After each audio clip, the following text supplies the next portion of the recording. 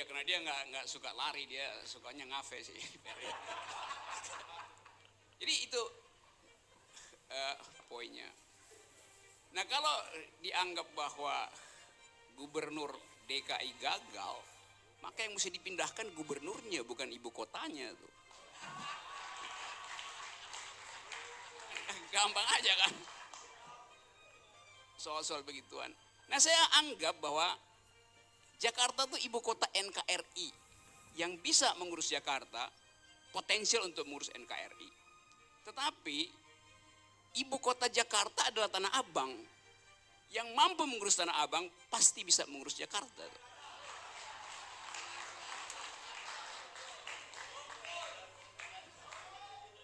Itu soalnya tuh. Oke, itu bab 1 tuh. Saya masuk. Saya bukan konsultan Anies itu. Kalau EF dia konsultan luar biasa. Dari Anies itu. Tapi saya tertarik ini temanya. Anies Baswedan di pusaran bully itu. Saya juga tiap hari dibully itu. Tapi saya nggak pernah anggap itu sebagai siksaan. Saya nggak tahu Anies tersiksa nggak dengan bulian itu. Karena saya anggap yang bully saya tiap hari itu nggak konsisten. Satu waktu saya dibilang ateis, terus dibilang homo, terus dibilang womanizer, itu udah bertentangan tuh, homo ke womanizer itu. Terus impoten segala macam. Jadi terlihat bahwa yang bikin bully ke saya itu nggak ada koordinatornya. Jadi resultantenya 0. Ngaco aja. Tapi Anies kelihatannya ada koordinator bully. Kenapa? Karena saya perhatikan yang bully Anies itu bukan sekedar warga Jakarta. Warga non Jakarta pun bully Anies. Satu Indonesia bully Anies. Artinya ada konduktornya, ada orkestrasi untuk bully Anies. Nah itu baru kita ajukan pertanyaan, kenapa dia dibully oleh se-Indonesia? Itu berarti bukan soal keahlian teknis atau ini adalah soal yang lebih politis itu. Pasti itu. Jadi itu soalnya tuh. Ya kita usutlah satu persatu apa soalnya tuh.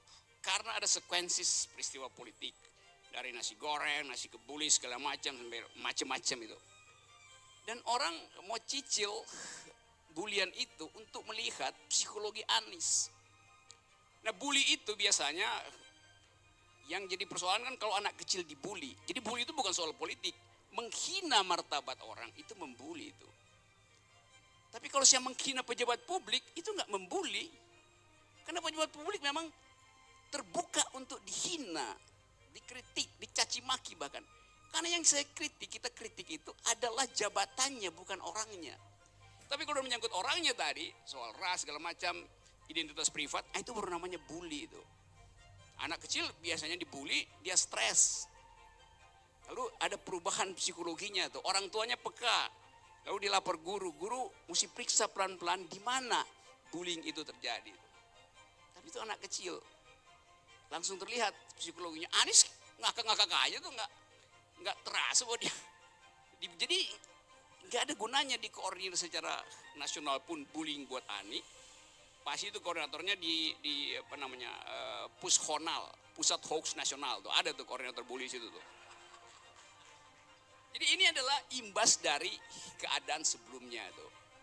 Nah sekarang problemnya misalnya tuh, apa sebetulnya yang diinginkan itu untuk bully Anies secara politis?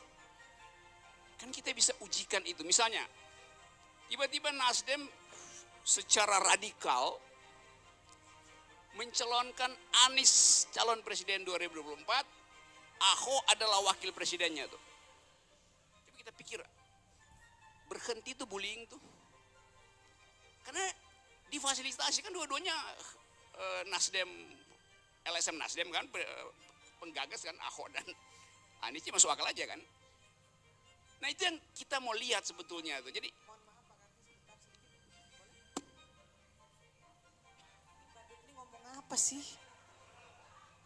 Ini badut kok dipelihara di sini. Mana ada Nasdem mencalonkan Anies dengan Ahok? Dia nggak tahu saya bikin Coba dong. di kepala tuh. Ini forum ILC ini ditonton oleh orang se-Indonesia. Jangan lagi disebut-sebut lagi beliau mengatakan tempat ngibul gitu loh. Membuat ILC ini terdegradasi loh.